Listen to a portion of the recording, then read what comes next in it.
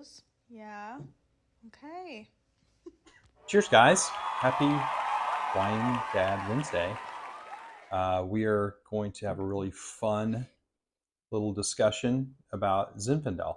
Zin is a California grape. It is something that at one point in time was going to be the thing that we kind of hung our hat on in the New World. And it turned out to be Cabernet, but Zin is still around. Zin is fascinating because the vines are ancient in a lot of cases. There's lots of old vine Zinfandel planted around California that's fun to discover. Some of them are close to 200 years old in some cases, which is crazy to think about for a grapevine to still be producing grapes. So Zinfandel, very vigorous and productive. When you think about that, contrast that with Cabernet, both red wine grapes, both full-bodied. Uh, Usually planted in a slightly different style. But Cabernet, maybe after about 20 or 25 years, gets a little tired, has some disease pressure that eventually you kind of rip it out and kind of start over again. Meanwhile, Zin is just going strong. So Zinfandel, red Zinfandel, not white Zinfandel. There's some white Zinfandel out there. I like all wine. You know, there are cases to be made for having a white Zinfandel, but for me, this red wine Zinfandel is impressive wine. It is going to offer you different things than, say, a Cabernet does. Cabernets are going to be nuanced, more complex, a lot, especially on the fruit profile. Um, this is going to be fruity, even paired with some things that would dominate a Cabernet. Zinfandel will power through. It's peppery and super fruity, jammy, even. And so when you're thinking about food pairings, it can play great with barbecue. That peppery note is perfect. The fruit will still be there. So when you're eating that beautiful rib with barbecue sauce on it and you want to have a glass of wine with that, this is your choice. So white Zinfandel, just as a side note here, is kind of an important wine for a period of time in the Napa Valley, at least. If you don't let the fermentation happen with the grape skins of red grapes, you're not going to get a lot of color. And if you hear of a white Zinfandel, that's exactly what happened. They treated it like a white wine. They brought in the clusters of grapes, they squeezed the juice out of it, and fermented the juice and tossed out the grapes.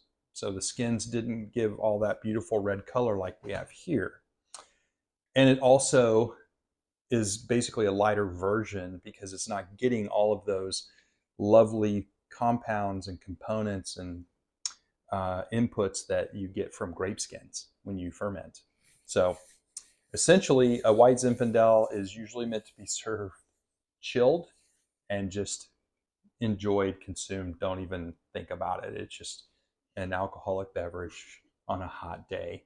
And you look like you're drinking wine because you are, but you're really just kind of drinking something that's chilled to the point where you can kind of pick up some character, but it's just something you don't think about.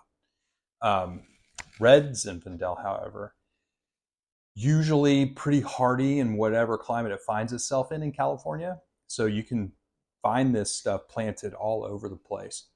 I mentioned before, there was a point in time where you had kind of a, it was kind of the popular grape. This is a few decades ago when it started to kind of tail off. And now here we are where you can find amazing, incredibly well crafted Zinfandels. And the best part about it is the price point is crazy good for the amount of effort and the quality of what you'll find in a glass or in a bottle of Zinfandel. So we have a Napa Valley Zinfandel, Childs Valley, which is a hot area, kind of East Napa County, where it's a great spot because number one, Zins can handle that climate much better than just about anything else that's going to be making high quality red wines. And that's a great thing because Napa County is a pretty important place, mainly because of Cabernet, so it's pretty much crowded out all the other varietals. But if you can find some space in Napa County to plant something like Zinfandel, which honestly, the value of a ton of this stuff is not nearly as much as it would be for a ton of, obviously, Napa Valley Cabernet. So the value in a wine that the maker has spent as much time as they would on a Napa Valley Cabernet, but they're making Zin. So they're using oak barrels, they're precision viticulture in the vineyard, they are painstaking in their processes in the winery during fermentation and aging.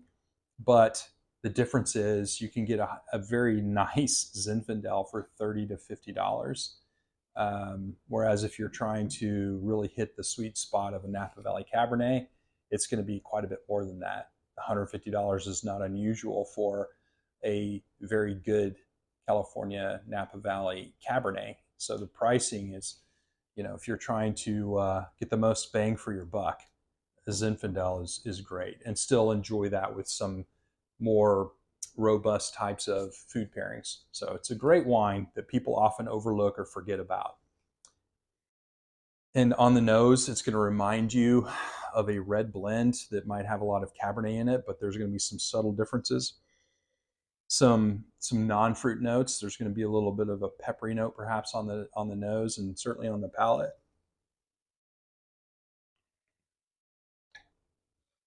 Yeah.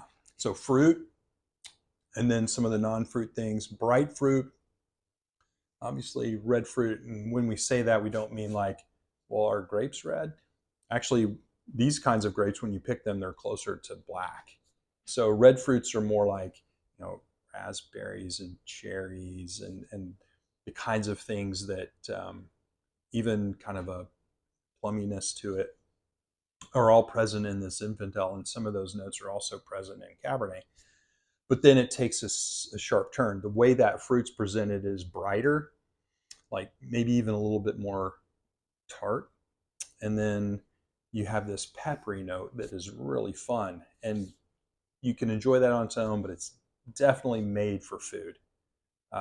You can eat this with like a duck confit, where the plumminess and the peppery notes really play well with that. I mentioned barbecue. I'll mention it again because when we think of barbecue and when you think of food pairings, you're usually thinking of the kind of the protein you're pairing it with, but you need to pay attention to the sauce because that's really what's going to drive the connection there. And when you think about barbecue sauce, it's tomatoey usually, or it's vinegary, and it often has pepper or other spices in there. And this is not going to shy away from that at all. So it's a fantastic way to have a really lovely glass of wine with a really hearty meal like a bunch of barbecue ribs. I would also say what's fun about Zinfandel is none of them take themselves very seriously, and it's so playful. So you'll find a lot of fun names like Seven Deadly Zins and all these fun things that are out there. So don't shy away from those labels that are playful. It's just the folks who are diehard Zin fanatics.